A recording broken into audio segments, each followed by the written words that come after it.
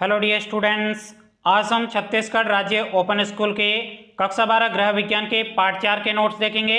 देखिएगा साथियों, हमारे कोचिंग के इन नोट्स में से ही सभी प्रश्न आपकी परीक्षा में पूछे जा सकते हैं, इसलिए आप इन प्रश्नों को हमारे साथ में अच्छे तरीके से जरूर समझिएगा। नहीं तो पिछले साल भी बहुत सारे विद्यार्थी फेल हुए थे, इस बार भी बहुत सारे विद्यार्थी फेल होंगे। यदि आपको फेल नहीं होना है तो आप हमारे साथ इन प्रश्नों को अच्छे तरीके से अभी के अभी याद कर लीजिएगा। तो देखिएगा, हमारा पहला प्रश्न है, आहार किसे कहते हैं? तो इस प्रश्न का उत्तर है ऐसे पदार्थ जो खाने के योग्य हो तथा शरीर का पोषण करते हैं, ऐसे पदार्थ को आहार कहते हैं। चलेगा, बढ़ते हैं नेक्स्ट प्रश्न की तरफ। अगला हमारा दूसरा प्रश्न है, भोजन के मुख्यतः कितने कार्य होते हैं? यह प्रश्न पिछले साल बोर्ड के एग्जाम में पूछा जा चुका है, इसलिए आप इस प्रश्न को अच्छे तरीके से जरूर याद करिएगा। तो इस प्रश्न का उत्तर है भोजन के मुख्यतः 3 कार्य है जो निम्नलिखित है। पहला सामाजिक कार्य, दूसरा मनोवैज्ञानिक कार्य, तीसरा आपके शारीरिक कार्य है। चलेगा, बढ़ते हैं तीसरे प्रश्न की तरफ। तीसरा प्रश्न है, पोषण क्या है? तो इस प्रश्न का उत्तर है पोषण एक ऐसी क्रियाविधि है जिसके माध्यम से भोजन शरीर द्वारा ग्रहण किया जाता है और उपयोग में लाया जाता है। चलेगा, बढ़ते हैं नेक्स्ट चौथे प्रश्न की तरफ। चौथा प्रश्न है, पोषक तत्व किसे कहते हैं? तो इस प्रश्न का उत्तर है भोजन में विद्यमान वे रासायनिक पदार्थ जो हमारे शरीर को पोषण देने के लिए उत्तरदायी होते हैं, उसे पोषक तत्व कहते हैं।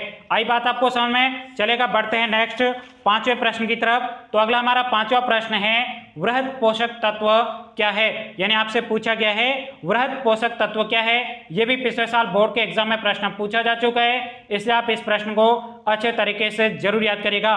तो इस प्रश्न का उत्तर है वृहद पोषक तत्व भोजन में अधिक मात्रा में उपस्थित होते हैं और शरीर के लिए अधिक मात्रा में आवश्यक होते हैं, जैसे कार्बोहाइड्रेट, प्रोटीन, वसा आदि। ये क्या है? आपके वृहद पोषक तत्व है। आई बात आपको समझ में? अब ध्यान से देखिएगा साथियों, आप हमारे इन कोचिंग के नोट्स को अपने मोबाइल में किस प्रकार से देख सकते हो। चलेगा, मैं आपको इसका पूरा प्रोसेस बताता हूं। सबसे पहले आपको मोबाइल लेना है और उसके बाद में मोबाइल का लॉक ओपन कर देना है। तो ये मैंने मोबाइल का लॉक ओपन कर दिया। उसके बाद में आपके मोबाइल में इस प्रकार से कहीं पे गूगल लिखा होगा, उसके ऊपर आपको क्लिक करना है। उसके बाद में यहाँ पे आपको लिखना है MOST, उसके बाद स्पेस EXAM, यानी आपको लिखना है मोस्ट एग्जाम। उसके बाद में नीचे यहाँ पे सर्च का बटन है, उसके ऊपर आपको क्लिक करना है। उसके बाद में आपके सामने इस प्रकार से मोस्ट एग्जाम लिखा होगा, उसके ऊपर आपको क्लिक कर देना है। उसके बाद में आप जैसे ही नीचे आओगे तो यहाँ पे आप देख सकते हो लिखा हुआ है छत्तीसगढ़ राज्य ओपन स्कूल, और उसके बाद में यहाँ पे जो क्लिक लिखा हुआ है ना, इसी के ऊपर ही आपको क्लिक करना है। क्लिक करने के बाद में इस प्रकार से आपके सामने छत्तीसगढ़ राज्य ओपन स्कूल के कक्षा 10 के नोट्स है, ये कक्षा 12 के नोट्स है। तो आपको कक्षा 12 के नोट्स देखने, तो इसके लिए आपको इसके ऊपर क्लिक करना है। तो इस प्रकार से आपके सामने छत्तीसगढ़ राज्य ओपन स्कूल के कक्षा 12 के सभी विषयों के नोट्स मिल जाएंगे। यहाँ पे आपको गृह विज्ञान के नोट्स देखने, तो इसके ऊपर आपको क्लिक कर देना है। क्लिक करने के बाद में इस प्रकार से आपके सामने कक्षा 12 के गृह विज्ञान के सभी पाठों के नोट्स खुल जाएंगे। अब यहाँ पे आपको चौथे पाठ के नोट्स देखने, तो इसके सामने जो क्लिक लिखा हुआ है इसके ऊपर आपको क्लिक कर देना है। तो इस प्रकार से आपके सामने छत्तीसगढ़ राज्य ओपन स्कूल के कक्षा 12 के पार्ट 4 के आपके सामने नोट्स खुल जाएंगे।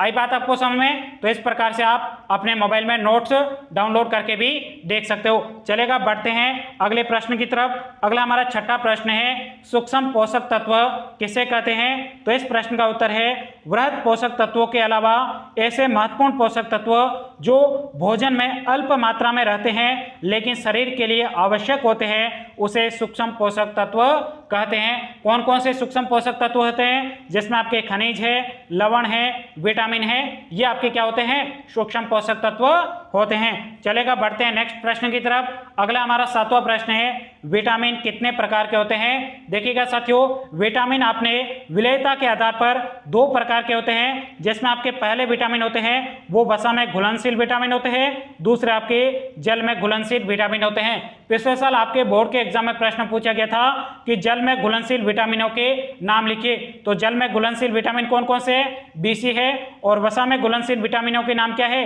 AD, EK है। आई बात आपको समझ में? चलेगा, बढ़ते हैं नेक्स्ट 8वें प्रश्न की तरफ। अगला आपके 8वां प्रश्न है, हमारे शरीर में कैल्शियम का क्या महत्व है। यानी आपसे पूछा गया है कि हमारा जो शरीर होता है उसमें कैल्शियम का क्या महत्व है। तो इस प्रश्न का उत्तर है, हमारे शरीर में हड्डी बनाने, रक्त जमाव तथा मांसपेशियों की गतिशीलता के लिए कैल्शियम का विशेष महत्व है। आई बात आपको समझ में? तो आपके चौथे पार्ट के इतने ही इंपॉर्टेंट प्रश्न बनते थे, इसमें से ही आपके बोर्ड के एग्जाम में प्रश्न पूछे जा सकते हैं, इसलिए आप इन प्रश्नों को अच्छे तरीके से जरूर अभी का भी याद कर लीजिएगा। और साथियों, अभी तक भी आपने इस वीडियो को लाइक नहीं किया है, वीडियो को लाइक जरूर करिएगा। मिलते हैं नए वीडियो में, तब तक के लिए जय हिंद, जय भारत।